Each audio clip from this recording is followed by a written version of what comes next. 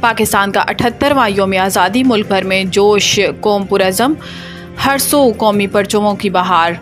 रात 12 बजते ही मुल्क के मुख्तलिफ इलाकों में नौजवान सड़कों पर निकल आए, जबकि जश्न आज़ादी की मुनासबत से हर सरसब्ज झंडों की बहार आ गई। इसके अलावा सरकारी और दीगर अहम इमारतों को भी जश्न आज़ादी की मुनासबत से बुरकी कमकमों के साथ सजाया गया। जश्न आज़ादी की मुनासबत से गवर्नर हाउस सिंध और गवर्नर हाउस खैबर पख्तूनख्वा में शानदार म्यूजिकल प्रोग्राम्स का इनेकाद किया गया। गवर्नर हाउस सिंध में आतिशबाजी के लिए दुबई से खसूसी टीम को मदऊ किया गया, जबकि मारूफ गुलकार आतिफ असलम और आबदा परवीन ने अपनी आवाज़ का जादू जगाया। 14 अगस्त का दिन इन कुर्बानियों की याद दिलाता है जो हमारे आबा व अजदाद ने एक तवील और लाजवाब जद्दोजहद के बाद पाकिस्तान को मार से वजूद में लाने के लिए दी।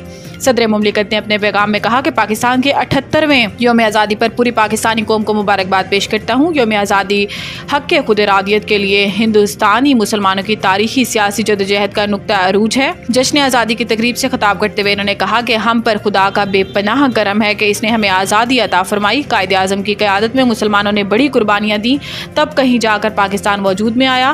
गाज़ियान और शहीदों को सलाम पेश करता हूँ।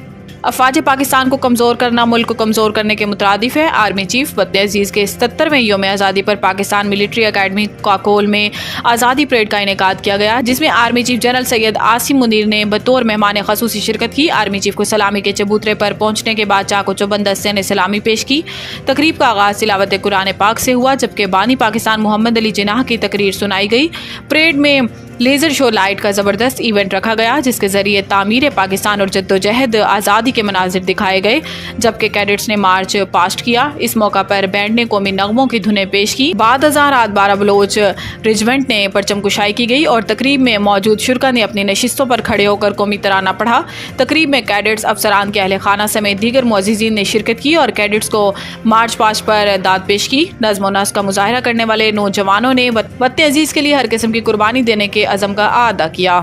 हुकूमत ने पेट्रोलियम मसनूआत की कीमतों में कमी कर दी। हुकूमत ने पेट्रोलियम मसनूआत की कीमतों में कमी कर दी है। हुकूमत की जानिब से पेट्रोल की कीमत में 8 रुपये 47 पैसे फ़ी लीटर कमी की गई, जिसके बाद पेट्रोल की फ़ी लीटर कीमत 260 रुपये 96 पैसे हो गई। इसके अलावा डीजल की कीमत 6 रुपये 70 पैसे फ़ी लीटर कम कर दी गई और डीजल की फ़ी लीटर कीमत 266 रुपये 7 पैसे मुकर्रर हो गई। पेट्रोलियम मसनूआत की नई कीमतों का इतलाक रात 12 बजे से होगा। बलोचिस्तान हुकूमत ने चीफ जस्टिस पाकिस्तान की तरफ से तोहफ़तन दी गई अराज़ी कबूल कर ली। ज़राए के मुताबिक तोहफ़तन दी गई अराज़ी पर अवामी फ़लाह के लिए माहौलियाती मरकज़ कायम किया जाएगा, जिसमें सियाहों और तलबा के लिए मुख्तलिफ सरगर्मियाँ की जाएंगी। माहौलियाती सेंटर में नुमाइशी हॉल, टूरिस्ट सेंटर और सेमिनार हॉल भी शामिल होंगे।